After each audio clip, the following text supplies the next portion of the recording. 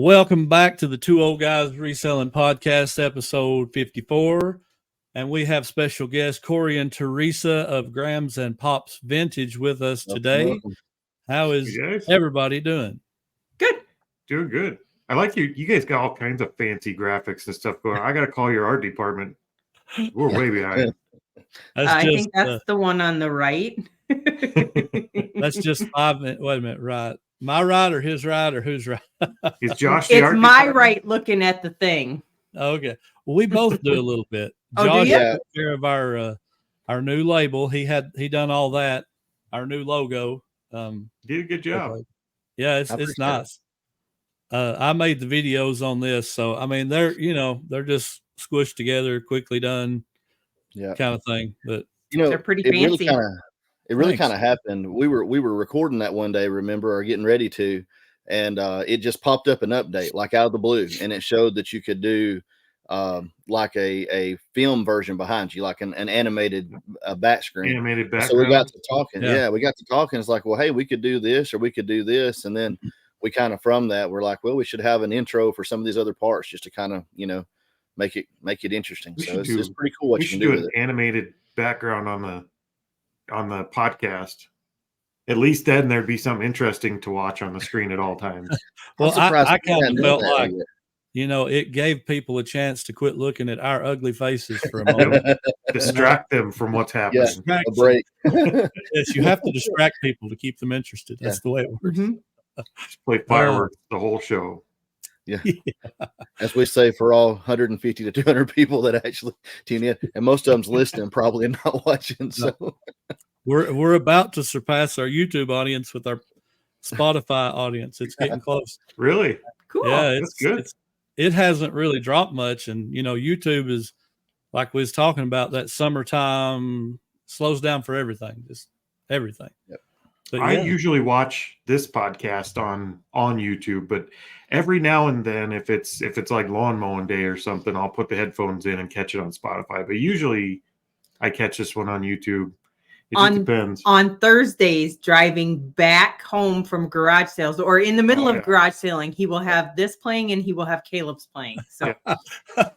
We'll play those in between garage sales.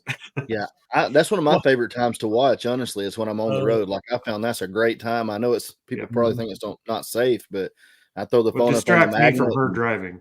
Yeah, there you go. That's a good idea.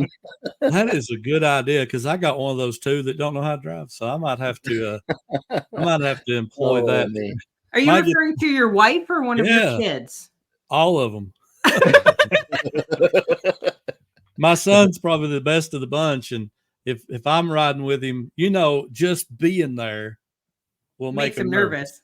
So he'll be like going off the road a little bit, and I'm like, straighten up, but he does pretty good compared. I'll admit I'm a horrible backseat driver when she drives. Bad. But in my defense, she's a horrible driver. So I am not. There's a reason. I seen the reel the other day, or a picture or something on Facebook or Instagram. One of my wife's cousins shared, and it said something like, I'm so glad you're here to tell me how to drive. I really got tired of running over everybody those 25, 30 years that you wasn't here, or something like that.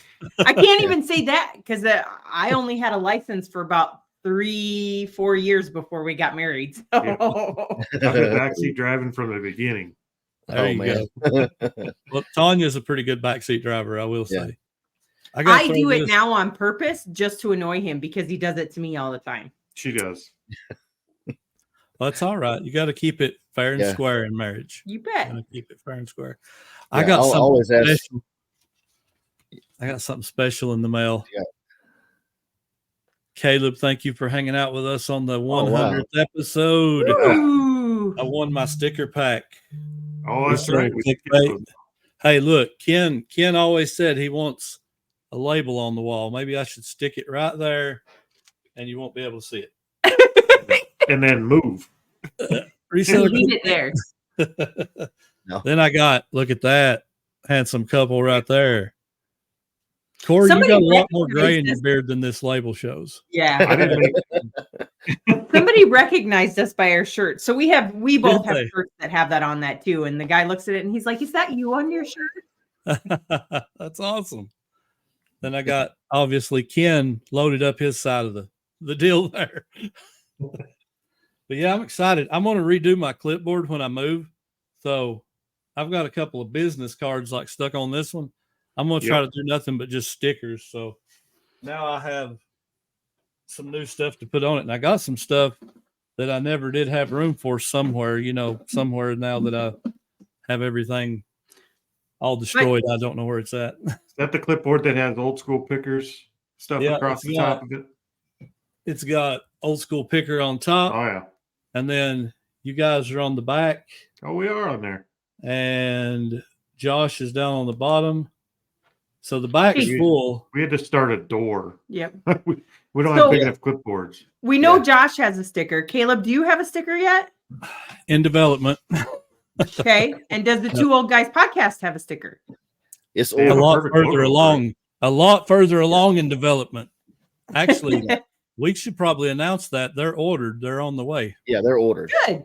Yep. Yeah. So Yeah, you got a perfect Probably by the end of the logo week. for a sticker. yep. Yeah. That's what it is. And we got other announcements coming soon, but yeah, that one right now is ordered, on the way. Josh got that done the other day, sent me that. It looked really good too. Like I was like, yeah, that's gonna be awesome. Like, Well, don't sell them all. I got dibs on one. you got dibs Give me on one for the door. I'll pay for yours. So that one's on the house. I'll send that one to you. But, We got to get one for the door for sure. We got to get one of yours too. We don't have that. who, mine or Josh? Yours when you get one. I want to make one that's just that logo, the Old Paths. Yeah. But I don't know if I want to put, like, I say keep seeking the old paths. Maybe I want to put that like in circle text around it or something. Yep. I got to figure it out. But I do intend to order some before the event. That way I have some to give out or whatever. That's my hope anyway. That's what I'm going to try to do. You have 2 months to get them done and ordered and to you. Sticker will pick them out pretty fast. I had 5 months, but now I got 2. You see how this works? Like I'm running out of time. Oh, we're professional procrastinators too. No, you're a professional procrastinator. I'm usually pretty good at not waiting until the last second. But moving has been rough. I work better under pressure. I have to wait until it's an emergency. Me too. Me too. Well, you want to come take care of my emergency for me? Because it's critical. No. I mean, moving. I forgot how bad I hated moving. It's horrible. Me and Tanya, we bought a house when we got married. We lived there for 2 years. Logan was 1.5 years old when we moved. And I say how horrible it is to move. So I helped pack a lot of stuff, but I was at work the day that we actually moved, and Tanya and her uncles and some of the family actually loaded everything. Then we had to move into a storage unit, and then we had to move into our house. So that was awful. And this time we was fortunate enough we could get our house purchased without selling our house. Mm-hmm. So we was able to kind of trickle in as we wanted to. Yep. We did almost 5 years ago now. We did that same thing. So we were able to buy our house that we live in now before we sold the other one and get everything moved. We had about a good month or two overlap where we had some time, but we had to move out an entire storage unit worth of stuff just so we could stage the old house and get it listed. Yeah. While we were moving, even though we didn't have to have everything out. Yep. It was a nightmare. People easily forget or quickly forget the pain of that move, but yes, man, that's miserable. And we said when we got married, we were going to have 3 houses, and that was it. We planned it from the beginning, and the third house was going to be an acreage somewhere where we didn't have neighbors because we're not people. And well, you're not people. This is our third house that we're in right now. So hopefully we're done moving until somebody comes and pulls us over to a retirement home. I'm kind of like you. We had our first, this is our second, and we're at our third, and the third really does seem like it will be the last one. Yeah. So I'm hoping. And we're kind of the same way. I'm not not a people person, but I'm not super outgoing either. Like if you start talking to me, I'll start talking to you. Yep. It depends on the day. If I'm in a great mood, I may start talking to you. If I'm in a so-so mood, I may be really quiet. But where we moved to, we've got 2 1/3 acres all around us. And then we've got 200 and something acres behind us. Josh just sold $300. What is that? What are those? Pokemon? Yeah, Pokemon game lot. Awesome. Yeah. We just sold the red one. Now you can go buy your new house. It's making $300 at a whack. He's got to finish that shop first. Yeah. Yeah, for real. I hadn't got to do anything in that besides just put stuff in it. So we'll see. We have a 40 by 60 Morton building on the property that when we moved here 5 years ago, we just piled stuff in it. Right. And we didn't unpack it or anything. Well, most of the stuff that was piled in it was stuff from the garage. The old shop. Yep. Yeah. So we're just now getting the last couple of days. We're actually unpacking and moving stuff because that's also the shop where we pull the trailer in when we buy an estate sale or a storage unit. But now we want to have an indoor garage sale in there. So we're on a mad dash to actually unpack and have it set up for a garage sale by Friday. Josh, how much does it cost to get a ticket by Friday to go to this indoor garage sale they're having? And everything is $1. Oh gosh, we gotta go. We got road trip. We haven't even gone through everything yet. So we still have our trailer loaded from the estate sale that we bought out. Wow. That we're going through a little bit at a time. That we have to have completely done by Friday. I think we have eight or 10 tables set up right now that are just piled up like in mounds, just holding stuff. Oh my goodness! Like it would take us. We don't even have 1/10 of the way unloaded on the trailer yet. We don't have. There's not going to be enough tables. We're going to have to put stuff on the floors. Oh my gosh! It's going to be packed to the gills in there. Yeah, I'm going to start drooling. Okay, I want to. It'll be in a future video. It's basically an entire estate sale plus a good chunk of a couple storage units. By the time it's all done, they're going to be there. Not fair. Oh, this is not fair. I want to come so bad. Is this for like us? It's all this stuff. For us, it's all the stuff that we don't want to list on eBay. That's what you're saying. Because it's too big to ship, or it doesn't have fast enough sell through, or whatever reason. Yeah. Right. Yep. But that's a good way to get rid of that stuff. Like it is. Yeah. My daughter and my niece had a yard sale a couple of weeks ago, and it was similar. Like it was mostly stuff that I'm looking through it, and I'm like, no, nothing for me. You know, maybe a thing or two, but it's really not even worth it. But they still made like $700 or $800. You know, just we don't shop at family garage sales anymore. They don't like it when you make money off of stuff you buy on them. Yeah, so we don't shop with family. Was that in a previous video that we talked about? Probably. Corey bought a power washer from my daughter's neighbor across the street and then turned around, brought it to her garage sale and sold it for double the price. I just wheeled it across the street and switched the sticker the same day. Well, within 30 minutes and sold it. And even that made she was not impressed. She didn't like that. She's like, my neighbor's going to hate me. I'm like, we told him we were resellers. Mm-hmm. Yeah. I mean, Tanya. And I didn't haggle on the price. I gave him his full asking. Yeah. Tanya kind of told me the same thing when we was getting started. She said, don't tell anybody we sell on eBay. And I'm like, we tell everybody. I mean, it really don't matter. Most people, there are a few weird people, but most people are like, oh, really? And they're interested. It's not that they're like, oh, you're going to sell my stuff. You know, we went to a big community sale in Nashville a month ago or so. And there was one lady that was talking over here that was running the yard sale. And she said, I don't want no eBayers at my yard sale. If they come over here, I want them to leave. And I'm like, maybe it's time to go. But that's the only time I've ever heard anybody say anything like that. Yeah. People do get a little weird when they find out that you're going to buy something and then profit off of it.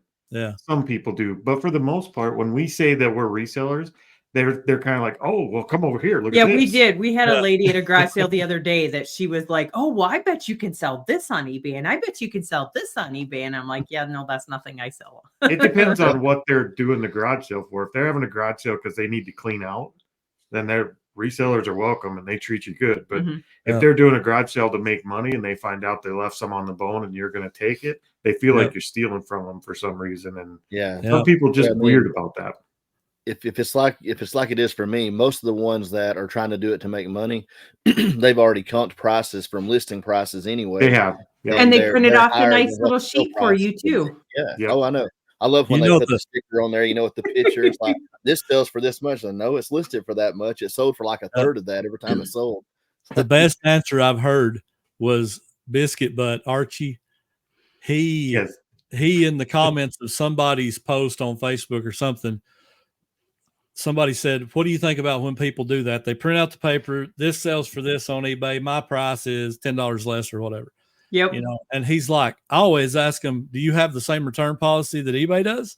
Because if I'm paying eBay price, I want the same benefit of, I thought that's pretty good. Like, I'm going to start using that. I never thought of that. I might have to use that now. Yeah, I also want to find out who's paying their 20% fees for the item. Exactly. Like, discount me the fees. Yep. Right. Absolutely. No, and the packaging. My typical response to that is, okay, but this is, and I have said it to people before, this is what it's listed for. Did you check and see what it actually sold for on eBay? Yep. Usually we don't say much of anything when it comes to the eBay price. We leave it alone. They're not. If you do show them, some of them are going to be offended. So we just don't, unless they seem genuinely interested. Yeah. Then we'll actually go through. We'll show them on eBay what it's worth, and we'll tell them. But I resell on eBay. I don't pay that. I pay like 10% of that. Yep. And if you want it gone, I'll take it for that. But if you don't, you're not going to hurt my feelings. Yeah, right. I've done the same thing. But only if they're interested. Like, we don't just volunteer that. Yeah. Because it just make them mad most times. Yeah, I normally just kind of turn around and leave. Yeah. I mean, they can ask what they want. And I hope they get it. That's what I told Tanya one time. I'm like, their yard sale, they can price it for $1 million if they want to, but I don't have to go, so, but that's the great thing. Like, we're both free to do what we want to do. And we're pretty good. When we really want something, we're pretty good about haggling and meeting a price that works for us. And I have been lately. Typically, I just buy it. I don't bargain. Like, a lot of times I don't bargain, but lately I actually have been, hey, would you take this for this? Yeah. Most of the time it used to be, hey, Corey, will you go haggle for me? Will you go make a deal? My whole bunch is like that. Will you ask them if they'll take less? I'm like, just go ask. I have gotten more comfortable with going up and just saying, hey, I think it started a lot with, I bought a thing of silverware, that Oneida Omni I bought, and I walked up, they had $25 on it. And I'm like, oh, Corey, go make a deal. He's like, no, I'm not doing it. If you want it, you need to go do it. So I went up and I asked the lady, I'm like, so I grabbed it, and she's like, oh, you're taking the silverware. I'm like, yeah. She's like, I said, well, do you take 20 for it? And the one lady, she didn't even hesitate. There was no hesitation whatsoever. She's like, yep. So I'm like, oh. Yeah. And that's it's amazing how little. Yep. Getting time that happens, you're going to be like, until somebody like, heck no, I won't take less. And you're going to go. Yeah, we've had that. I've done that. Yeah, we've had that plenty. Oh, yeah. Oh, yeah. I've definitely had it to where a $10 item, you say, hey, would you take 8? No, it's worth 10. I'm like, oh, okay. I usually try to. Corey does I try to prime the field a little bit by telling them, I make them think I'm going to lowball them to a point where it's just going to be insulting. Because I always tell them, look, don't be mad. I'm not going to be upset if you tell me no, because you'll probably be doing me a favor telling me no. Bless you. But I'm going to give you a price before I walk away, just so I know I did. Just so I feel good about myself. And then I give them a price that's actually fair offer, but more in line with what I want to pay. Yep. And they usually take it. So they think I'm going to tell them $2 and I tell them 20 when they're asking 50. Yeah. Then it don't feel as bad. Except for the NASCAR people. Yeah, the NASCAR people. Sometimes you just gotta say something to get a reaction from them to see how they're feeling. And we did that with a NASCAR buy the other day. He was so far overpriced. He was double eBay in most things. Oh. So I said, well, I got a buddy who just bought out a NASCAR buy just like this, only bigger, probably twice the size. And he paid $200 and he gasped, like audibly gasped. That was it. That was enough. That was it. We're done. I knew where he stood. Yep. I didn't have to ask nothing else. Yeah. Corey's just throwing out a little preview chum in the water to see what happens. He does. He does. I just had to see how he'd react to it. Man, NASCAR people get a little They bit get crazy. They are like a ferocious crowd, like the diecast people. That's what he had. And I've dealt with some of them that he had models. He had the winner circle trophies for every racer. He had all kinds of stuff in there. Yeah, it was good stuff, but like he had a model that sells for like $9.99 plus shipping, marked at $35. And there weren't even $35 listings. He just really liked that racer, so it was worth more. And the part of it is he did say he looked on eBay, but he was selling them. He went and joined a whole bunch of like NASCAR groups on Facebook. And so he's been piecing off selling them that way. Okay. I did a NASCAR. Which I guess he's getting a premium that way. Yeah. Right. I did a buy one time where it was late in the day and it was a community deal. And this guy had a trailer like the size of the one I have. Like, I have a 16-foot long box trailer, and I think his was probably around that. And he had the walls lined with shelves that were custom made for the diecast to sit in, like slide into. He had like probably 2 or 3 travel with them. Yeah, he did shows. Oh wow! He would set them up, totes down the middle, fill his shelves, and then he would unload his tables and set up his shows. And he was asking $20 a piece for anything in the trailer. And I'm that answers the question. I always have the question, like, what kind of people are buying stuff like, because we don't collect. We've never been collectors. Yeah. We don't collect anything really. So to think of spending $100 on something that's going to sit on my shelf just to be pretty, to me, is so foreign. Yeah. But then you meet people like that and you're like, wow, they're out there. Well, this guy, when I ask him, I'm like, I could never do 20 a piece, but if I bought like a bunch, could you do a really good deal? And he's like, how about $10 a piece? I'm like, I still can't, there just ain't enough. Realistically, $20 is going to be the high side of some of those. Yep. And I got him down to like $4 a piece. I was just say 4 is about where you'd want to be probably. Just from talking and promising to buy like 50 of them. Yep. And of course, I'm cherry picking. I found a $50 one. I found a $40 one. I'm cherry picking. And I'm going through there and I ended up buying like 60 of them. I spent, I want to say it was like $220 or $30. And I think I have one piece left. If I still have that, I can't remember. It may have sold the other day, but I sold every single one of them. And I didn't make like, killer money, but I made probably triple my money, something like that, maybe 4 times. Sometimes that's enough, especially when you have a lot of bread and butter, and it's going to sell. The NASCAR stuff still sells. Some of it's pretty slow. Some of it's moderate. You got to, NASCAR is not what it used to be. I'll just say it like that. Yeah. No. But there was enough good stuff in it. I was like, okay, I can do this. But I'm telling you, we had my truck that day. The bed's already full, and it was me, my wife, and 2 kids in the back. And they rode home shrouded in NASCAR. Like, it was like the Jenga blocks. We was laying them in there. They literally rode home with them in their lap, have their arms propped up on them. I mean, they're all back there. And my wife's like, we can't buy anything else. I'm like, well, this is the last one. We're back. We're pretty much done. When we see NASCAR, I know we're so far out of our depth. Just because we literally know nothing about I don't NASCAR watch cars go round and round and round. That does not interest me. And everything I've ever comped for NASCAR has been nothing. I've never comped anything that's NASCAR, new in box or not, that was like, oh crap, we got to buy this. It's always been just bread and butter type stuff, $10, $15, $20. Yep. Nothing great. So it's just something we don't know anything about. The Action brand is better. I do know that, than like Winter Circle or whatever. But the people that bought that stuff was your diehards. Like, I've got a guy I go to church with that. We've had a couple collections. The guy I go to church with has bought them over the years, Dale Earnhardt stuff.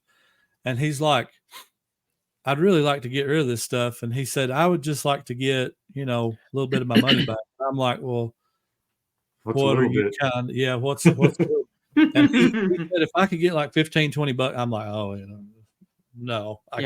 I said, I can help you set up an eBay account. That's what I told him. Yeah. I can help you set up an eBay account and you can get maximum dollar, but I can't give you. I told him kind of what I could give him, and he wasn't like, oh, I don't want to do that, but you could tell he was kind of like, oh, okay. Yeah. I say we did go to a garage. We did go to a garage sale with a lady that had a whole table of NASCAR stuff.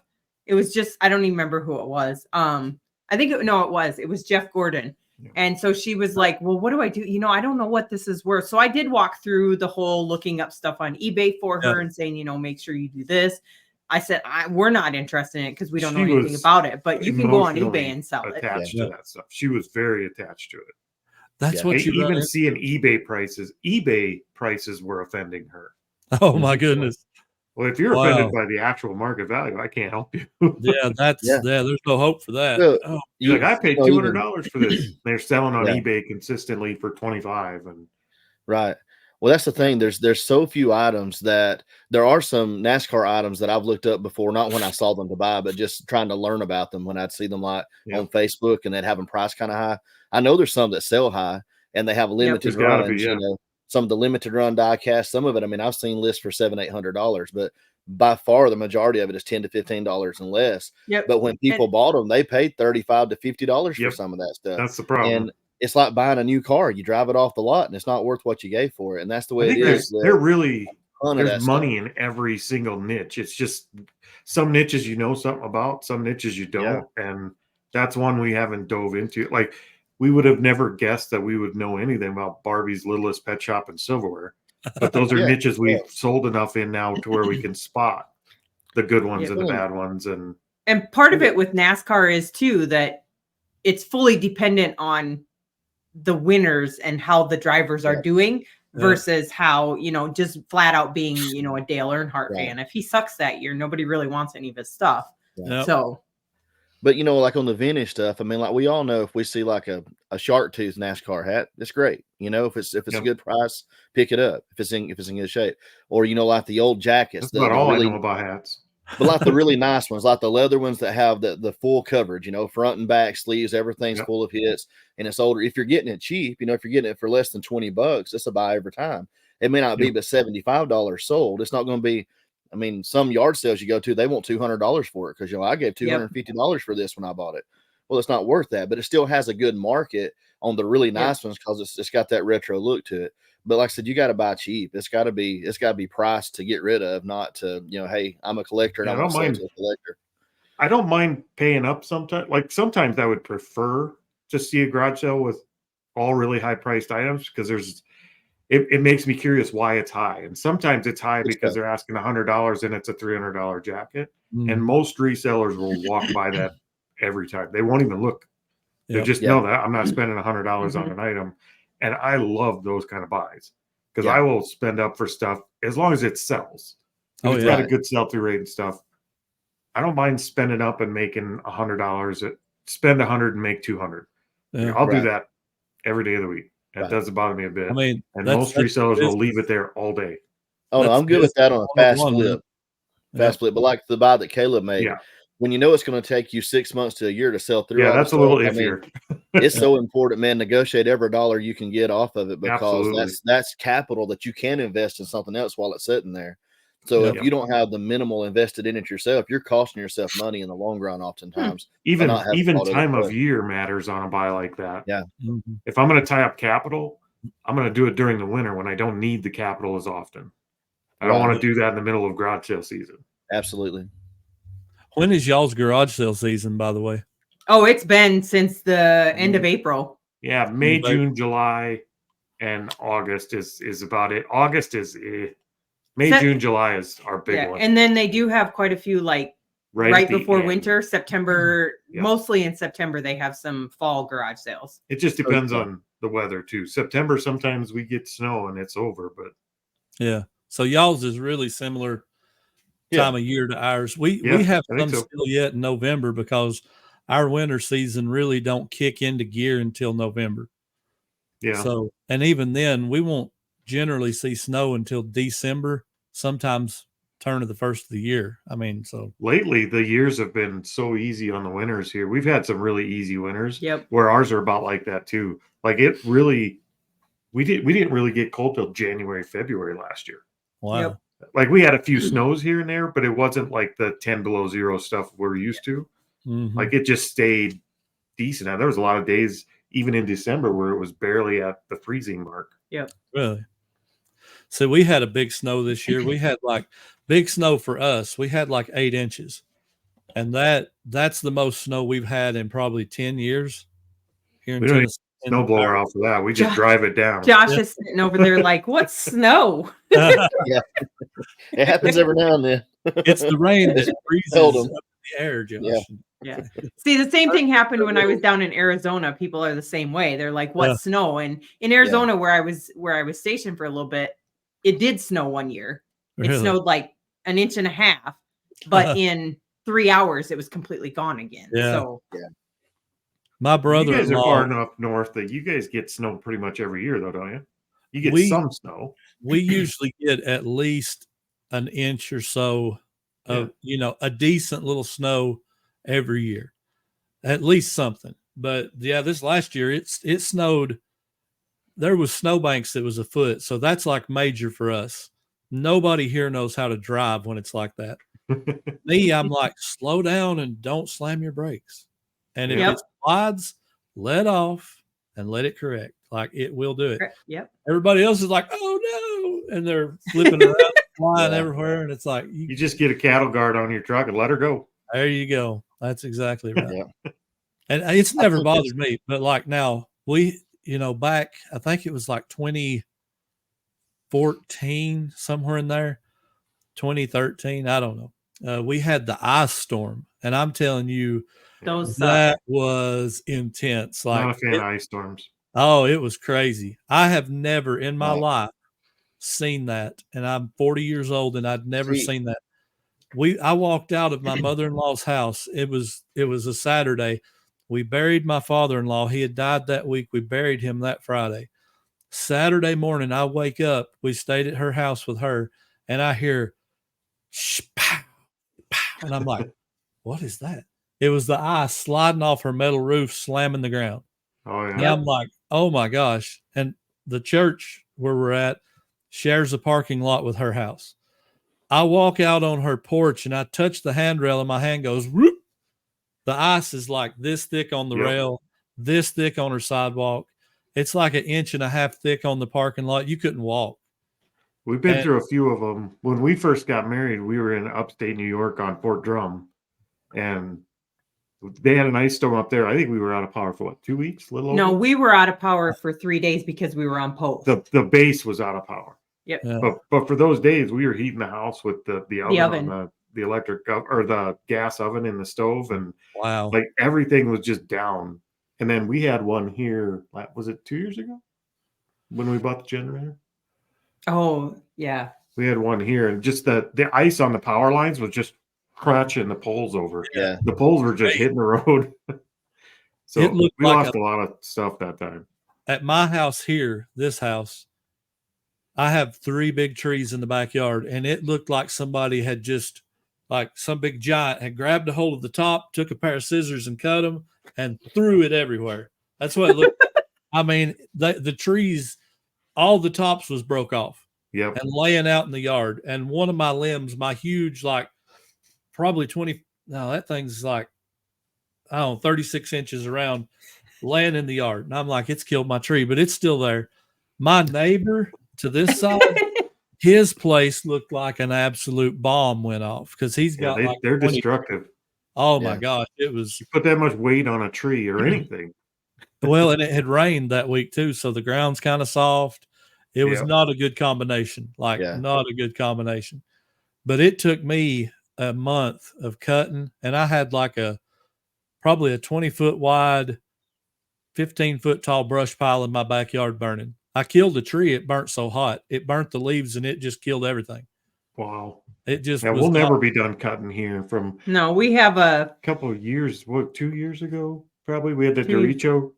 What they called it a derecho. I'd never heard of that until a couple of years ago.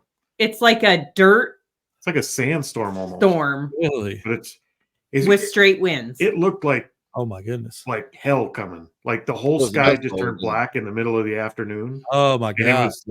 Like the winds were like 100-mile-an-hour straight winds. It was taking trees and just laying them over, root ball and all. Them straight line tipping cars over. Tornadoes, man. They my youngest and I drove through it. We drove into it thinking it was just a storm cloud. Yeah, it wasn't. But you couldn't see the front end of my car. Ooh. And so we'd started driving really fast to try and get to where we're at. And I'm like, I can't see anything. So we turned around and tried to get out of it and find a spot that we could sit going north and south, because driving east and west, it would just rock your car. And so we just ended up sitting and waiting for it to finish. We have all windows on the south side of the house here, and that's the side it came from. And I was going to sit up here and watch it because it wasn't a tornado or anything.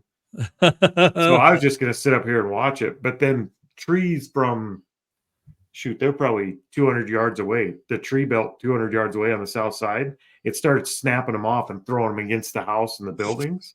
And I was like, nope, get dogs, head to the basement. Man, that's scary. It was nasty. And that's not normal for us in the Midwest. No, we don't see those. Well, not just that, but if a tornado's coming, we don't go to the basement.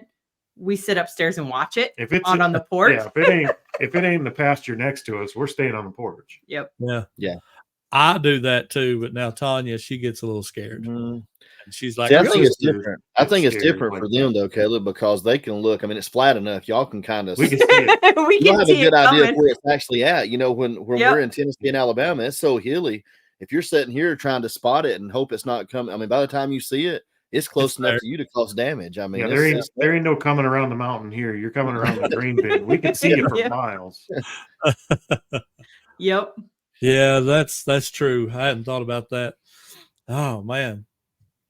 Well, you know, the snow thing, I was going to say, I think, you know, because we get made fun of a lot in Alabama because of how we tend to have the shutdowns just in the South in general. But a lot of that is ice related, even when it's not an ice storm, because the way the temperatures are here, usually when we have a snow event, we can have 2 inches of snow. But if it's been cold the day before where it doesn't immediately melt on the road, then overnight, the remaining residue, that inch or inch and a quarter that's left, we end up with a half inch of ice just frozen across the road. And we're not equipped. You know, we don't have they got you don't have the equipment.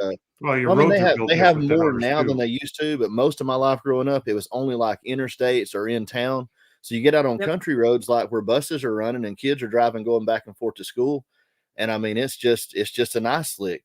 And a lot of times once, you know, as that's coming in, it's like that transition attempt. And then it might be, you know, 2 days after that before it gets above freezing. So we wind up with ice on the roads for 2 or 3 days. It looks like nothing. I mean, you know, when they're doing the reports, you know, and telling, you know, look, that is shut down for nothing. But, you know, it's like the roads are covered in ice. And so part of that is, and you don't get it as often. Right. So people like here in South Dakota, we get snow every year, guaranteed. Yeah. You got to learn how to drive in it. Whereas down there, if you have people that are moving down there or whatever that live down there all the time, they don't know how to drive in it. I did notice when we lived in North Carolina for a while, their roads, and I'm guessing yours are pretty similar. Your roads are pretty smooth. Oh, yes, absolutely. Nice, smooth roads. Here we don't. They grind grooves in all the roads here. Yeah. Really? To where they handle the ice and the snow better. Nothing sits. Right. You're not going to have, I mean, once they send the road grader through, you're not going to have ice on the roads because they're grooved and they don't hold ice on a sheet. Yep. Huh. Yeah. There's no smooth roads here. Yeah. Didn't know. Yeah, ours are like butter. I mean, when they're first. North Carolina was too. I mean, they don't even make a hum. They're just like the quietest things ever. I mean, you don't. I hate it because like when it rains, like when they're fresh roads, when it rains, the black. You're gonna hydroplane. And it's like a mirror. I mean, the lights, the way it reflects, you can't see anything. Even the blacktop here, when they get done and they have that smooth blacktop, they take a grinder down the road. And they grind grooves in it. Very seldom, unless they're doing a repair, like on the highway or the interstate or whatever. They get a patch. Then you'll get a patch of, you know, straight, smooth asphalt. But a majority of the time, our interstates are concrete, and most of the gravel roads are like they put the stuff down, but they put rock down on top of it. So they put like pink crushed rock on there to make it so that it's not smooth. But it all goes back to liability. issues for us. I think, having the kids on the road, or like any government workers, any entity that is afraid they might get sued if an accident happens, and I mean, and I get not having the kids out there driving on it when it's icy, but I mean, it goes pretty much across the board these days, because that's everybody's greatest fear is, what happens when do your kids get there? I was just going to ask that. When are your kids allowed to get their driver's licenses in your states? 16. Ours are 14. You can get in South Dakota, you can get it at 14, but now they changed it where it used to be that you used to only have to drive for 3 months with a parent, or 6 months if you didn't take driver's ed. Now you have to get so many hours in a year or 18 months. But it's 14, you can get your license here. So you got 14-year-olds whipping around on ice out here. And part of that is, though, and the whole reason behind that is because South Dakota is a farm country. Yeah. And so you have the kids that are out there helping their parents on the farm. Yeah. So that's why it's so low. You got 14-year-old kids driving like big rigs to the grain elevators and stuff around here. Yep. Like they'll drive the semis up to the elevators. Yep. It's 16, but when I was in school, now our elementary school is K through 6. And so like we had a guy that had failed one time. So he was 1 year behind. He would have been a 7th grader, and he drove his mom and dad's car and parked at the elementary school 1 year. So, I mean, it's not like we don't drive. It's just legally we can't get a license, I mean, because it's the same way for us, I mean, between logging and farming and different things. Yep. I mean, Dad had me behind the wheel. He'd pull over on not on the highway, but on the back roads and county roads when I was 11 and 12 years old, teaching me to drive a stick shift, and I drive the rest of the way home, So, I mean, we were behind the wheel at young ages. We just legally weren't supposed to be, but nobody said anything. No, they've just always kept it young here. Yeah. And it's for that reason. It's for the rural communities. Yeah. Oh, yeah. But that's cause trouble. I'm certain of it. Oh, yeah. I mean, there's been a lot of kids accidents around here lately. Well, they are here too, but it's, the young kids, it's not really them. It's like the 20s. The ones who are old enough to know better but don't really care. Yes, that's the ones. Yep. They're still bulletproof and still not afraid, and I'll never get a ticket. Still scare the heck out of a 14-year-old, but once they get to that 17 to 19 range, when they're invincible, no matter what you say, That's one of the best. They just operate with no brains at all. Yeah, one of the best things that ever happened to me was getting pulled over and getting a little bit of that fear of, I could get a $200 or $300 ticket. Slow down, stupid. That was one of the best things that happened to me. Then I kind of expensive. It is. Oh man. Now Tanya tells me I drive like a grandpa. So I'm like, I do too. I get there.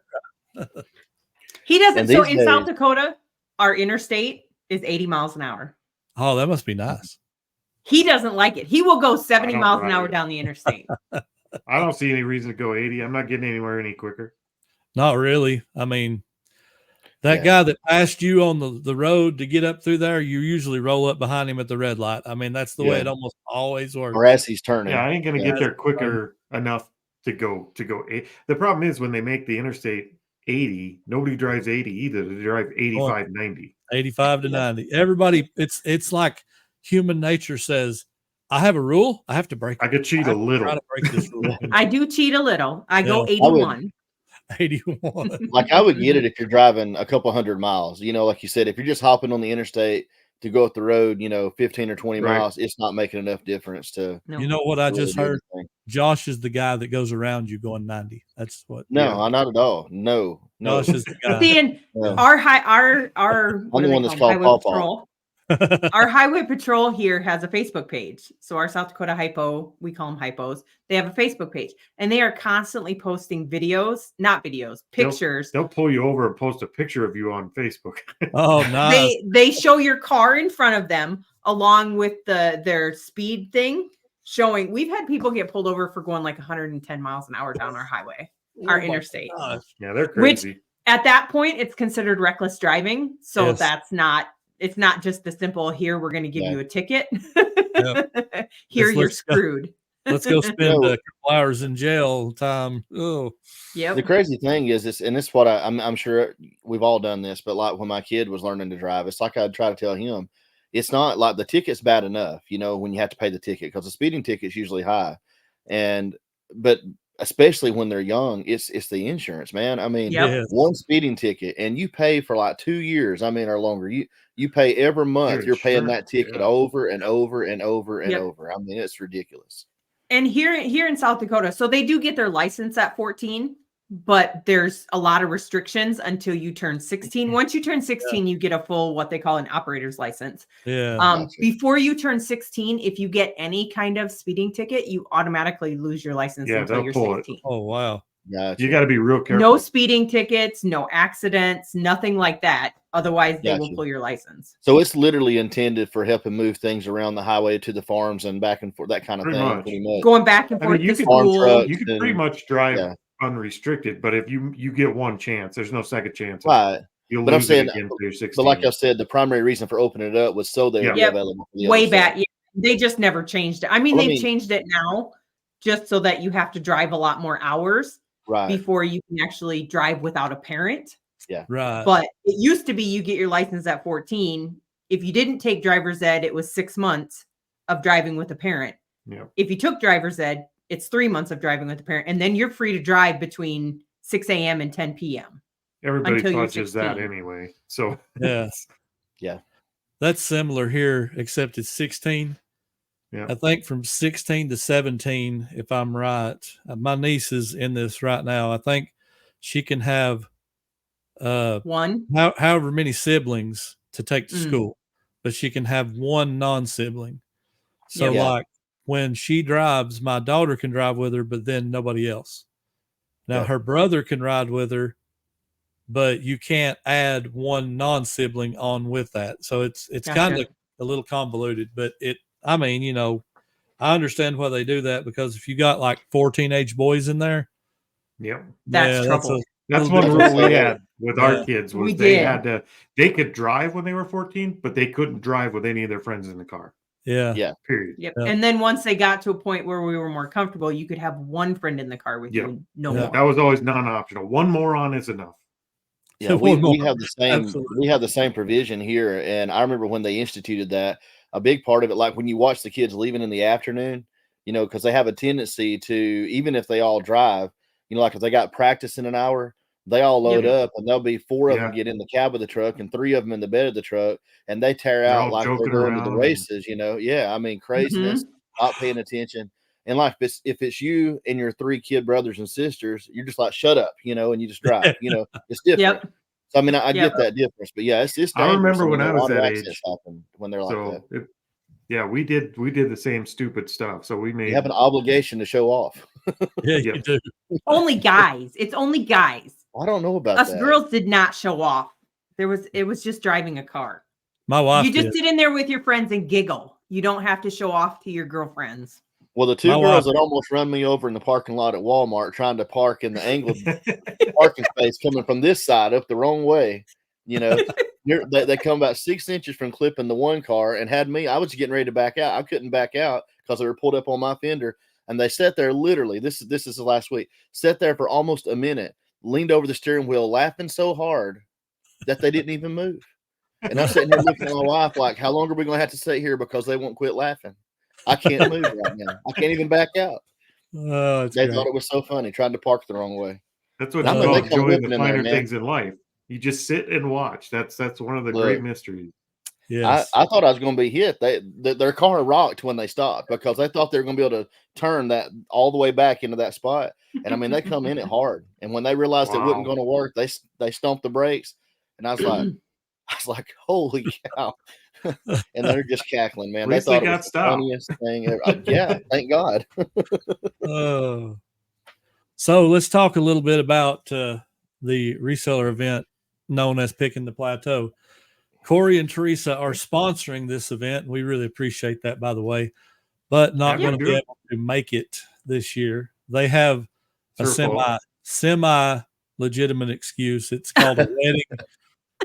I mean, a family wedding. If it was a friend, I'd say no and we'd just go, but it is family. So no, we understand that. So they'll be there in spirit, and we will miss having them there with us, but we do appreciate you guys sponsoring. Corey reached out and said they wanted to do that because they had their event back a few months ago, and a successful event. I will say I seen the pictures and the videos, and I was like, man, I should have tried to went to that. But so we'll see you. We'll see you both in March of next year.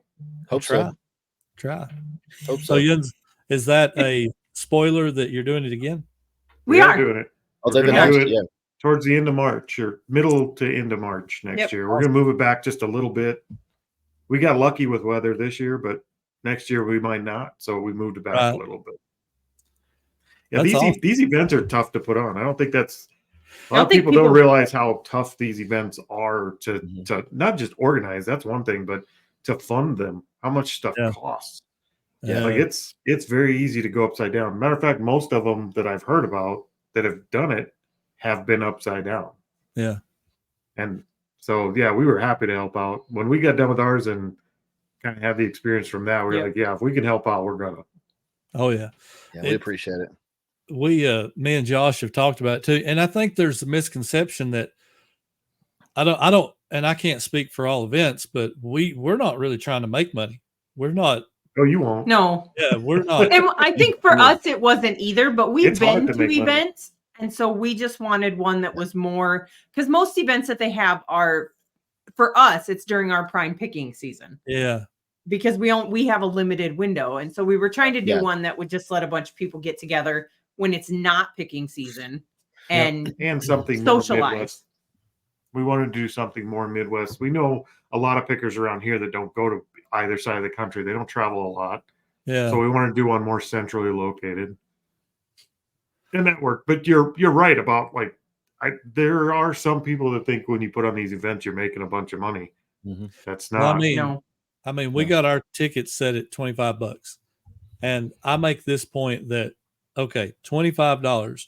If you choose to go out and eat that night instead of come to the event, you're going to pay $25. You're going to get really close to that 20 at least, So yeah, I feel like that's really fair because you're going to get like a ton of food. There's going to be giveaways. There's meet and greet time. It's like 6 hours of just that, So the best piece of it is it's not restaurant food. It's homemade food, which you can't beat homemade food. No. Right. And there's a ton of value in being able to go talk to somebody that when you say the word eBay or reselling, their eyes don't automatically cross. Exactly. Like, oh, you're one of those people. Oh, yep. It is a cool feeling when you go to your first event and you start talking to the people that show up there and you realize you're in a room with your people. Yes, that's what I loved about it last year. I was like, it is a cool feeling. Everybody here understands my crazy. Like that. Yep. That was the coolest part. Like meeting people that I've seen them comment on YouTube before. Yep. But they're not like a YouTuber. So you have no way of going and looking at them and figuring out who they are. And then they show up and they're like, hey, I'm so-and-so. And you're like, yep, I know you. That was, I don't know that you, was how I know you, That was the best piece about the Plains to Profit was, I mean, we have a core group of Midwest or somewhat Midwest people that resell that we talk all the time. Yeah. But there was a majority of the people that were there, including like Josh and Casey. I had to think about it for a second. I knew it. It just, it had to come to me. That, we've never met. And there were quite a few people that were there that, they're not YouTubers. They're 100% resellers. They're, it was just nice to meet other people that are like you, that understand the frustrations of what you do and the joy of what you do. So I think that's why we chose to do it a second time, was just because we had fun meeting people, and it didn't feel like we've been to events where it feels like it's forced to sit around and chat with people. Yeah. Whereas this one, when we had the Plains to Profit, nobody felt forced, and we all sat down in the hotel lobby for hours and talked about not even necessarily reselling. For me, it's always just been like go to a family reunion and try to tell everybody you meet that you're excited about finding a vintage Furby, and look at the reactions. Yeah, and then go to one of these and do the same thing, and you're going to realize really quick, like I said before, you just found a room full of people that are your people. Yeah, and it's different. It really is. It's hard to even explain. Right. I was literally sitting here while y'all were talking about, giving your thoughts on that. And I was thinking to myself, because we've only been to y'all's, that's our only experience with a meetup. But I really quickly, you can kind of get that feeling that you said, well, we decided to have it again because of the other factors. It wasn't about money. It wasn't about it. It becomes like a family reunion. You know, I mean, it's like, because once you solidify some of these friendships too, it's like it's the only time, once or twice a year, when you actually get to see some of these people face to face. And so as you meet and you get closer, it's like, well, you want to see them once every now and then. You know, it's nice to actually sit down and share a meal, sit down and share a conversation. That's not, you know, even over the computer. This is nice, but it's still not the same. Right. And we learned that's how it feels. It's like a family reunion. Learned quite a bit. You know, I mean, we were the host of it last year. We were one of the 3 hosts of it. And we went in just trying to get through it and not lose money. But then we met everybody, and you do get that feeling at every event, no matter what the event was, that same feeling of talking to people that are your people. We got that at every event. But then at ours too, we actually went in and we learned stuff from people, and we thought we knew pretty well. You know, we had people come in and, well, I don't market at all. I'm like, well, we were always told you had to market. We have to promote, or we don't make sales. And they're doing their store totally different than ours, and we're doing it in a different way. And when you get that many people talking, if you don't pick up an idea to take home with you to at least try and learn something, you had your head in the sand the whole time. Yep. I mean, there's just so much experience in that room. Absolutely. And so back to where Josh was talking about, you know, being around people that understand and walking into a family reunion. So we did just have, I am one of 9 siblings. I have to count them. Oh, wow. Bless your heart. And so we got together this last weekend and went to a dinner theater that a bunch of us kids worked at when we were in high school. And they all made fun of us because before we went to that, we actually went garage sailing. And so they were all like, oh, did you go garage sailing before you came to this? Yes, I did. They make fun of us all. They think we're crazy. And that's how we know we're doing well. That's right. I mean, you know, if you're making money, who cares? I don't really care what people think about it anymore. Yeah. I mean, I don't know anybody getting rich doing what we're doing, but I also don't know very many people that go to work every day and are as happy as we are. We enjoy what we do. Just the freedom that is involved in this. I love being able to, if I have to, shut down, walk away, take care of what I need to take care of. And it is here waiting for me when I get back. Yeah, I know there's, you know, you got to ship by this time, whatever. But there's 85% more freedom than a 9 to 5. I'll say it like imagine go back to your 9 to 5 and tell them that every Thursday we're going to take all day off because we're going to go spend every Thursday from now until eternity with the grandkids. Yeah. That's what we do now. Yep. Every Thursday we go sourcing and then we go hang out spend time with the grandkids, but we don't do any resellery stuff other than we go sourcing, but that's our fun. Yep. Well, and that's the thing. That's what I was going to say. Like, even what I was telling y'all about what happened with me Friday, you know, you can look at it like I could look at it like an inconvenience, but I didn't have to ask permission to leave work. I didn't have to worry, oh Lord, what am I going to do? I got to get something together for the kids. So whoever comes in can take care of things till I get back. I mean, I was able to just on the spur of the moment, sure, just, you know, we'll head out right now. It's not a big deal. And whether it's a life event like that, or it's something else. I mean, like you said, the freedom, it's just that freedom. It's like, my wife has been off last Monday, but she's off today. It's a state holiday. And, you know, of course, we've got some responsibilities today because of things that are going on. But otherwise, had we just wanted to say, okay, this Monday, we're taking the day off, we're going to go spend the day doing what we want. I don't have to try to schedule someone to come in. I don't have to ask permission. And there's a lot to be said for that. There's trade-offs.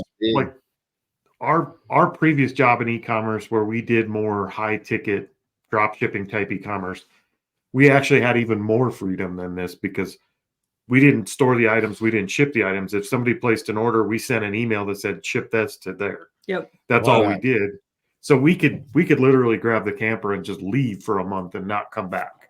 And we could do our job from anywhere. But you also didn't control your inventory. You didn't get to put stuff in the box. You didn't, if COVID hit and they said, we can't get supply, they could shut your business down. Like, there's a trade-off no matter what you do. So you just got to find what you enjoy the most and do that. And so far, this has been one of them that we work together and we both really enjoy what we do to where it's fun to do most days. every job some days suck, but it's fun to do most days. Yeah, that's awesome. I think we need to go to a part of the show that Corey and Teresa is going to love. They're going to simply love this part. You ready for this? We're ready. All right.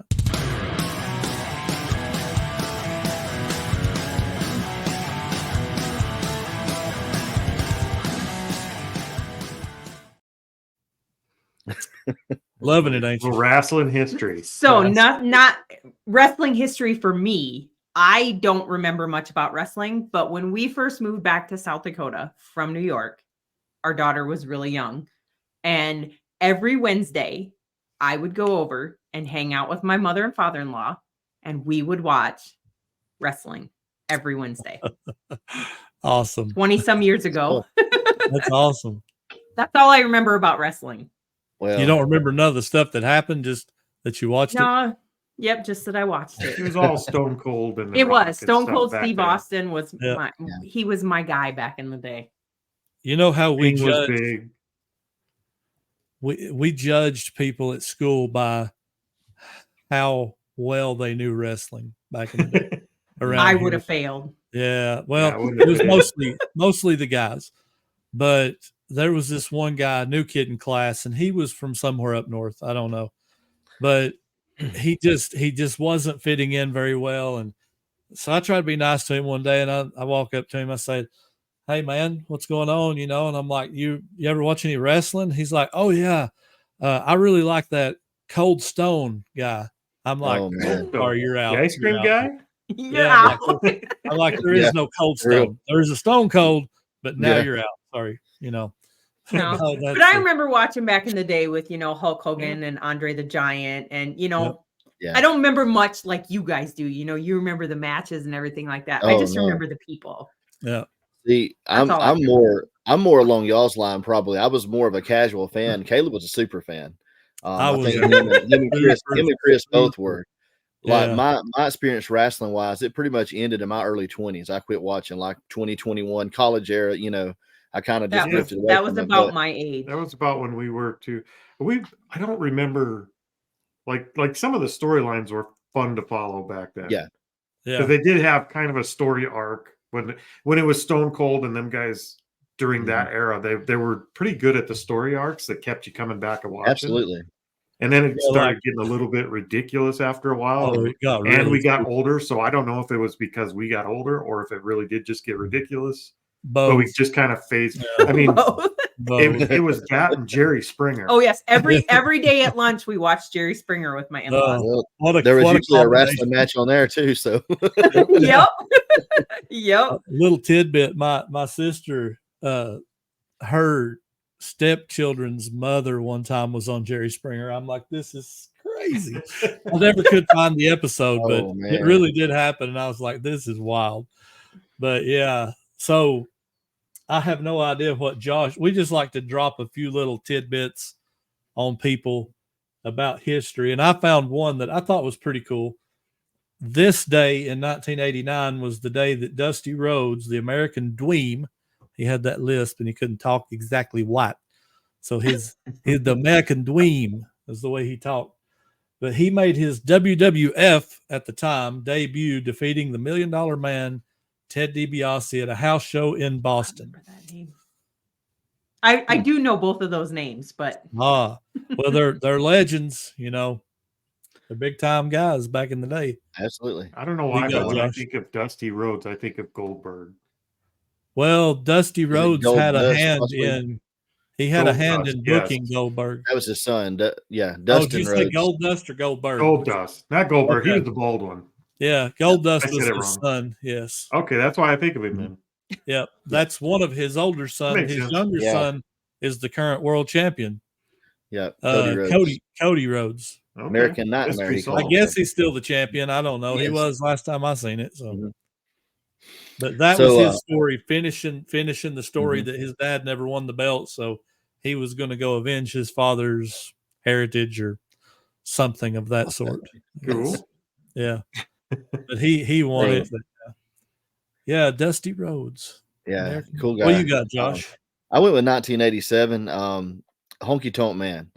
I always thought, I know you didn't care for him. I thought he was pretty cool. I guess because he had the guitar, but he defeated Ricky Steamboat and won the Intercontinental Championship. And that was the longest that anyone's ever held that particular belt. It's like, I wrote it down, 454 days. So over a year. Until it was broken recently. Did you not know that? Was it recently? I did not. Yeah. Gunther. Oh, okay. Yeah. I did know that. I did hear Russian that. Something guy. He held it in WWF. Yeah. Gunther guy held it for like 600 days. Gotcha. And I did see some clips of him. Dude, he just goes around chopping people. Like they get done with the match and they're like just like ground beef. Just welts. Yeah. And I'm like, man. I don't want to fake wrestle this guy because you're going to feel like you've really been in a fight with him. So no thanks. But yeah, that's pretty cool. Honky Tonk. Those ain't small guys either. You don't want to get chopped by a guy that size. No, because he's like 250, 6'5" or 4 or something. And just a legitimate bad looking dude. Like he looks like he really can fight. Yeah. So I don't want anybody swinging at me that's got that kind of power behind it. No thanks. No. I kind of like my features the way they are, and I don't want anything broke or destroyed. Or I'm already old enough. Yeah. You say I don't. We don't have one of this week in history. I'll say this. Sometime in 91, I tried out for wrestling for the very first time in high school. How'd that go? You did wrestle as a little kid, though. I wrestled as a little kid in Nebraska, and then I wrestled in high school for 2 years at like the 115-pound weight class. I was a big dude. 115 pounds in high school? Yep. Man, I wasn't 115 pounds in 4th grade, I don't think. I joined the military. When I went to basic training, I got to the MEP station, weighed in at 119 my junior year. Wow. I was a little guy. I've had a lot of Twinkies since then. Yeah, me too. Yeah. I weighed in yesterday at the doctor at 310, and I'm like, it's time to knock a little bit to the side, maybe. But yeah. No, for real, when I went into high school, I weighed like 230 pounds. No, I went into basic at 119, and when I left basic and came back to do my senior year of high school, I weighed 150 when I came back. Wow. Man, you put it on during basic training. Like that. I was just skin and bone when I went. Yeah. That's because those meals are just awesome. They do feed you well there. That's cool. That's awesome. All right. Well, I finished high school. I think I was 235, but I grew up on the sawmill, and my mama's side of the family are big guys. They're all tall. I just got my mama was really short. Her mom and dad in their pictures, her mom was like 5 foot tall and her dad was like 6'5". And so on her family, the 13 kids, they were either like over 6 foot or they were like my mom, who was 5'1". They were one or the other, Well, I've heard you talk about cooking in your family. But if you'd have weighed under 150 in your family the way you talk about cooking, it would have been insulting to somebody. Yeah, I know, right? Because you ain't eating. That's right. Yeah, that's kind of the way it was at our house too. Like, it's all garden food, and it's a lot of it. Like, mom never cooked a small meal. Like, it was like, here, have all you want, basically. And she even had that mentality if, when she was working, if like Tuesday was McDonald's cheeseburgers for 30 cents or something, she'd come home with like 15 burgers. Everybody gets like 3 or 4. So we never ate just enough. We always was like, eat everything. You ate till you were full. Our folks both worked sometimes for the state, so they were gone a lot. Like mom and dad both worked for the state growing up. So it was usually something in the crock pot. It was like raisins and cinnamon rice in the crock pot, or a roast, or something like that. So there was always more that you could eat. There was no such thing as can I have seconds or thirds. You could eat till you were sick. Yeah, it just wasn't very good. Yeah. Well, look, when I was growing up, like, because dad had retired in 1981 from the military and started working for himself. And so I remember the summers, I'd be at the sawmill. He'd get up, before daylight, like 4 o'clock every morning, by 4 o'clock. And he'd have his coffee and smoke a half a pack of cigarettes. And so, he'd come upstairs, call me to get up to go to work. And it was always, don't make me come up here again. So, of course, you lay there until you hear footsteps that you think might be his footsteps coming to your room. And then in about 3 seconds, you go from asleep to fully dressed and ready to go to work. It was mom that always made the first calls upstairs to us. She'd say, "It's time to get up." We'd say, "Okay, we're awake." And then you'd lay there until you heard dad's footsteps, and then you got out of bed. Oh yeah. Then you moved. We never had breakfast before we started because mom didn't get up super early. So we'd go out and work, and it'd be like 10:30. When you're a teenager, I mean, you're starving to death by 10:30 when you didn't start with breakfast. And so she'd call us, she'd start yelling, when she'd hear the saw motor go down, whenever we'd be between logs. And so we'd go back up to the house, and we always had, huge breakfast, biscuits and eggs and bacon and sausage and just all kinds of stuff. But it's like that, I remember I'd fill my plate up, the old ceramic plates. I would open as many biscuits as it took to cover the entire plate up, covered all with gravy. And as I ate a hole out in that, I'd get my eggs and get my meat and whatever else she fit. I ate. Me hungry. I ate, and then we'd go back and we worked till supper time. It'd be like 6 o'clock when we had quit, and it'd be the same thing again. Come back in, and it was a big spread, and you ate till you're sick because you're starving to death. I mean, you work like a dog. But I heard you talking on one of your last episodes that you used to have a portable bandsaw mill. Mm-hmm. Yeah, that's what made Dad me had. jealous. As soon as I heard it, I was jealous. I was like, I want that. He started out with, he started out with the manual one, a little small one. I think it was a LT30. That's what it was, the Wood Miser. It's back in the early mid 80s, and I was too young at the time. I worked on it a little bit because I started helping him when I was like 9 years old. When I was big enough, I could drag a slab to the slab pile. I was out there working or stack the smaller wood. And but on it, like to get the logs up, you had to roll with the cant hook. You had to roll them up. They had dogs on the arms to hold them. And so you had to have someone pushing on it, and then you just slowly rolled it up till it got up there. But the one that I worked on the most, I think, was the LT40, and it was all hydraulic. So it had the arms that would raise and put the logs on, and everything was hydraulic pretty much on it. So that part was easier. But my job didn't really change a whole lot. I was still just bucking slabs and stacking lumber. Yep. So, that was, I always grunt's a grunt in any mill. Yeah, exactly. Once a grunt, always a grunt.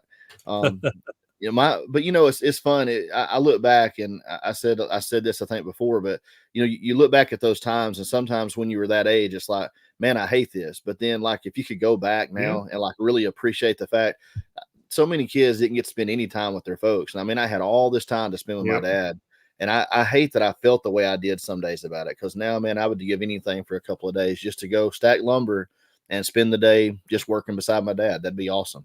So it's good times, good memories when you're back. When you're young, you're dumb. When you're wise enough, then you realize that you're too old to take advantage. Exactly. Such is life. The irony of life there. But we sawed a lot of specialty woods early on. He had saw a lot of, like of course, cedar, the red cedar and walnut, persimmon. You name it. If it was something, like whether it was the live edge blanks or whatever, we did a lot of that. And then he would move it to certain people's sites, and we would saw regular stuff like pine from time to time if they had a lot of logs and they were building a house or something and wanted to saw their own lumber. And we buy a ton of cottonwood right now. We buy 2-inch slabs of cottonwood right now for the axe throwing business. Mm-hmm. And we just cut down 3 massive cottonwood trees here and had them drop down and cut into chunks. If we could have cut that up, we just saved a fortune, but we can't because we don't have any kind of mill here. So right. Yep. Have you seen those mounts for the big chainsaws that you can get where you're supposed to, they use them like in Alaska, in the bush, places like that. That might be something I've wondered how hard that would be to use.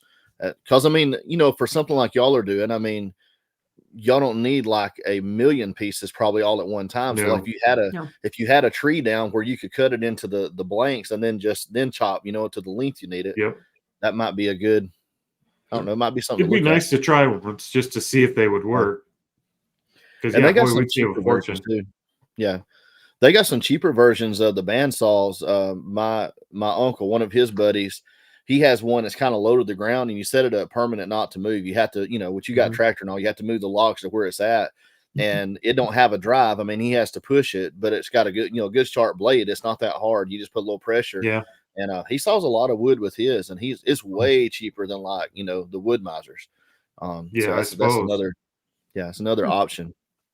I probably just cut a body part off or something. I'd get myself in trouble with one. Probably a good thing I don't have one. Oh man. Oh gosh. I got that visual in my head now, Corey, running around with the arm laying to the side. Just better stick to reselling, Corey. Yeah. Oh, so let's do taxidermy fingers. Yeah. Oh, so let's do sell of the week and comment of the week, and we'll move on. And I got a doctor's appointment here in a few minutes I got to get to, which is so much fun. I know. We stopped in the middle of our garage sale the other day to go for a doctor's appointment that I had. So I'm over it. Like I'm done. I want to be done with. We're not good at really fast conversations, you guys. We're from the Midwest, so our conversations drag out. Yeah. Ours do too. Like me and Josh will be on 30 minutes before and 30 minutes after usually, or longer, just because we talk. It's just never short.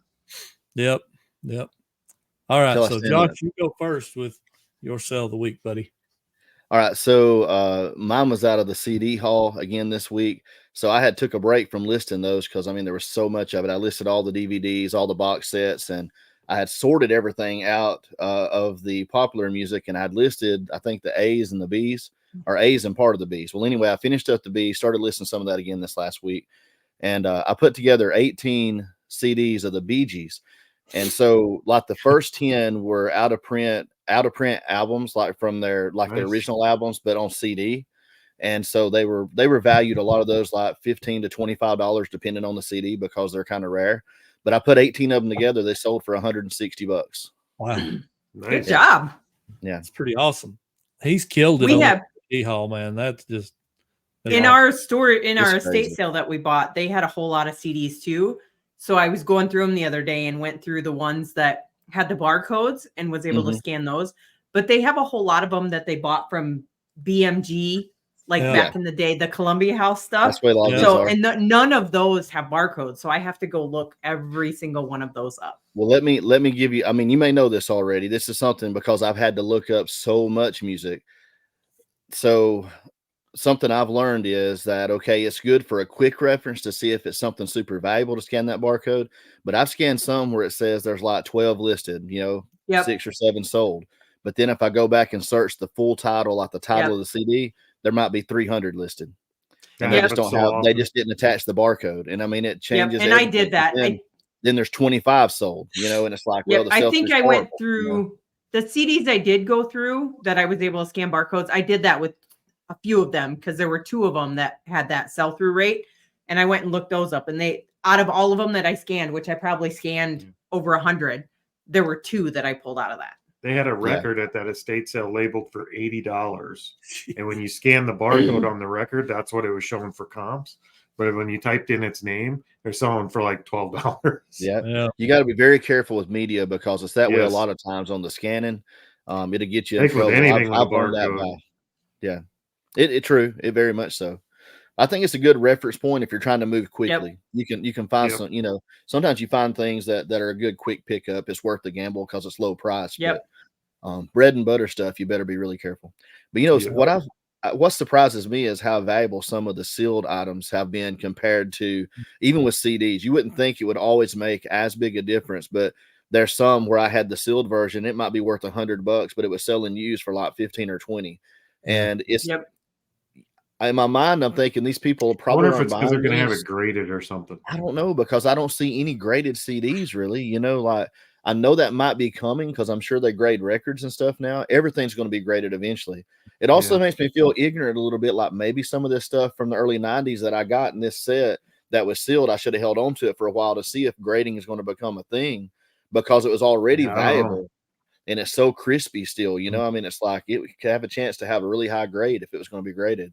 So I don't know, but crazy money right now is worth more than money in 10 years sometimes. So yes, it is. Correct. Every day. Very true. Very true.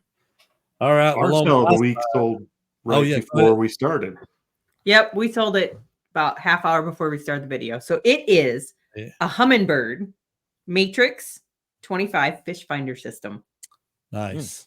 Paid $10 for it. Sold it in about a week for $200. Awesome. Sweet. I've sold a few of those. Not that nice, but I've sold. I think we picked up like 5 in the last month. Yep. We just keep finding them. Yep. Man. And they're the old ones that people are taking off because everybody's got that new side imaging sonar and all the fancy stuff, and they're taking these old ones off and just they're dumping them cheap. Yep. Wow. Well, I sold not a huge dollar amount, but when I bought this camera, it's a Canon Q8200 35 millimeter camera. It is the coolest looking old 35 millimeter camera. I wish I packed it literally a while ago, but it's still got the plastic wrapped around it. They never used it. And it's the one that has the handle over here. So you're holding the camera, but you can swivel the light around. Oh, and cool. It looked so cool. So when I bought it, I gave like $15. I was like, this will be like super great. Didn't even comp it, just bought it. Get it home, and I'm like, really? It's one of them, like, it sold for $50, but I'm like, man, I really thought that was going to be like a $200 camera. Cameras are my favorite thing to sell lately. I like them. Man. I like them. That's our saying when we go to garage sales. Every time we pull up to a garage sale, it looks like crap. That looks like it's all baby clothes. We just say it only takes one camera. Yeah, that's right. Yeah, we get out and look. Yep. I think we even sold like normally what we pick up are the point and shoot ones. So like the battery powered point and shoot digital cameras. But we picked up an Olympus the other day that was a 35 millimeter, and it sold for $90. Some of the Olympus is a good brand, really good brand. Some of the 35 millimeter stuff can get in the several $100 range. Yep. You just have to know the ones. And I like Sony Handycams and all that stuff too. That you're going to get $100 just real quick. But that one, I was like, man, it just was so unique, and it was in pristine shape. And I'm like, this will be a really good one. And it just wasn't. Sometimes you get that stuff. It's just looks like it's going to be, and it's just not. 35 millimeters like NASCAR. You got to know what you're looking for because there's so much garbage. Lots of it. Tons and tons of garbage. And it's amazing to me how simple some of those. Crazy. Yeah. It's amazing to me how simple some of the 35 millimeters are that are valuable. Yeah. Like they don't look like anything fancy. It's not like they're these big complex cameras. Sometimes those are we sold some of the gas station boxed ones that are just you buy them off the shelf and when you're done, disposable cameras. We sold some of those. Yep. Wow. Expired disposable cameras. I've done that too. Well, I haven't sold a lot of disposables, but some of that stuff, can be a quick $50, just like, and you're like, why? They flip fast. And I don't understand why. That's like silverware. I told Tanya, I said, I'm about to take everything out of our kitchen and go buy plastic. Like, I'm just going to buy plastic for us. We'll just sell it. I don't get it. Like, if I was looking for silverware, I'm a typical man. I'm going to go to Walmart or somewhere. Actually, I'm going to go to a yard sale and just buy it. But if I'm a newlywed and I need silverware like right now, I'm going to Walmart and buying a $30 set, $40 set. That's what I'm doing. Most pieces for the cheapest dollar. That's the one I'm buying. Yes, so I don't get like the whole, I'm going to buy these 4 pieces for $50. Like, no, man, I don't know. You must have more money than most people, because that's a lot of, like, you build your set like that, you're going to have like $500 in your silverware servings. Like that's, it's you're crazy. way fancier than me if you're doing that. Yeah. I'm just looking to shove stuff in my mouth. I don't care how I get it there. Give me plastic, metal, plastic shovel. I'm pretty sure I just upgraded our silverware from our storage unit had some silverware in it. One set, so I have 2 sets. One set I got from my daughter when they upgraded theirs. It's Oneida. The other set is Cambridge, and I just upgraded it. Most of the silverware I got rid of came from the dollar store. Yep. Really? Yes.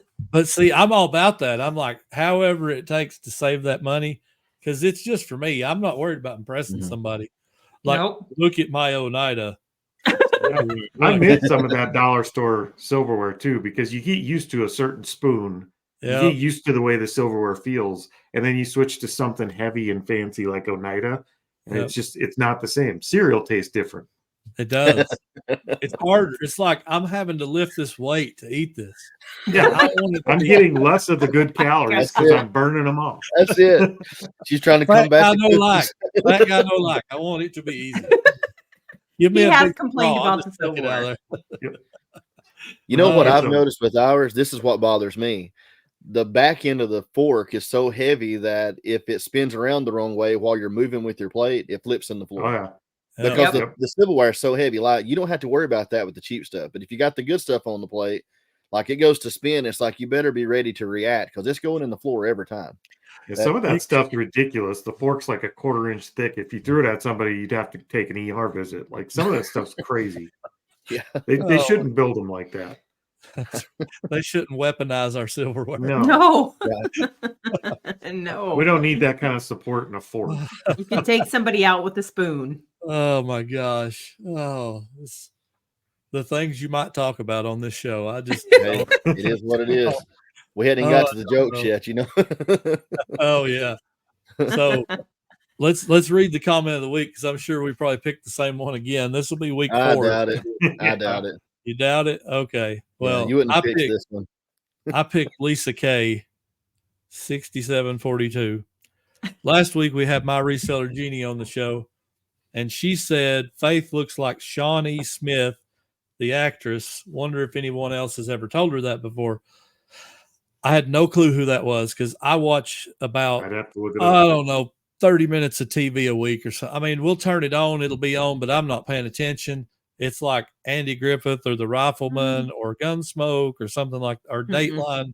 I don't watch anything new. So I looked this woman up and I'm like, I don't really see it. I don't see it. I was just gonna say I'm not trying to be mean, but Lisa, it might be time to renew that prescription for those glasses. Corey said it, not us, Lisa. So yeah, I just had to Google her when you said who she was, and I don't see it. I mean, if you squint just right, I see it. I mean, maybe profiled kind of the same. Maybe the profile, but not face on. They both have long hair. Nothing else. I don't see any features that are similar. They both have long hair. They both have long hair. They're both females. There you go. They're the same. Got a lot in common. Got a lot in common. Oh, what did you have? Sisters. Yeah. Well, I knew you wouldn't pick my comment, and I figured you would pick that one, so I went ahead with something different. I went with my good friend Glenn Bill. Yeah, who kept it real short and sweet and just said, Josh Champ. Yeah. You know. Glenn's banned. I just want you to know he's banned from commenting now. He will no longer be watching. Never again. Here's the thing. You'd have to read the other comments because well, Caleb began to comment underneath that about how much I had paid him. Yeah. And I thought that was a little inappropriate. So I felt it necessary to go ahead and use that comment this week. Well, here's my issue. Ever since Glenn has jumped on the Josh bandwagon, I've lost every week in his eyes. And I've won a couple of weeks. So he's so prejudiced, it's not even funny. Glenn needs time out. Shame on Glenn. That's all I got. I'm not sure about all that. He messaged me again this week and said, you can't ban me from this show. I bring the entertainment or something like that. And I'm like, yeah, okay. You're all right. You're not banned. I'm just playing. Maybe. But, Razilla's was pretty good too. He said, I think his one, he had about 27. Well, I mean, the one about the dad joke, he just said, number 1, Josh, number 2, Paul, number 3, sorry, Caleb. You think he meant sorry, Caleb, or he meant sorry, Caleb? That is just. I was thinking the second one, but I don't know. Or number 3 was somebody named Sorry, and Caleb came in 4th. Yeah, that's probably it. That was probably that's what it was.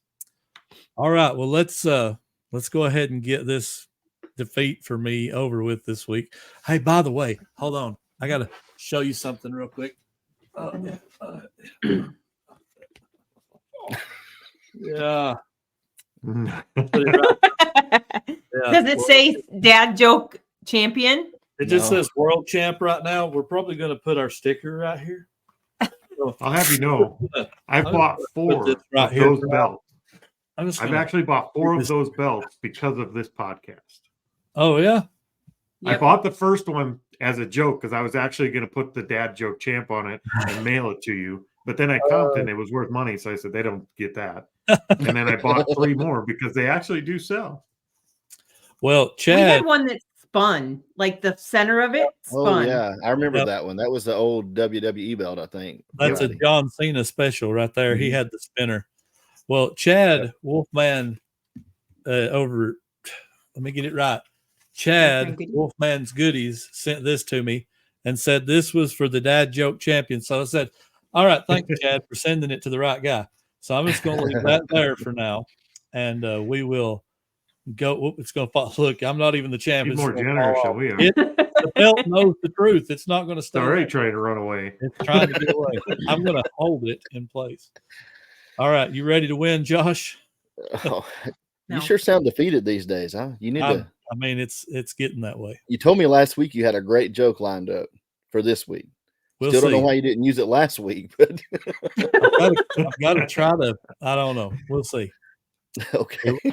Here we go.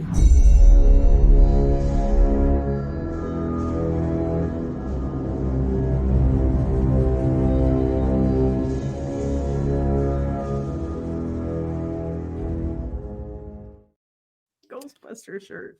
Ghostbusters. Yeah. All right. So, Josh, you obviously won last week.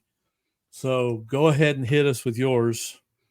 Okay. And I'll just hang this over your picture on my computer over here for the time being. I might not win this week, but I a short one this week. So, what's the difference between an oral thermometer and a rectal thermometer?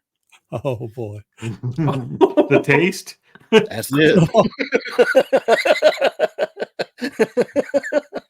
Oh my God. Wow.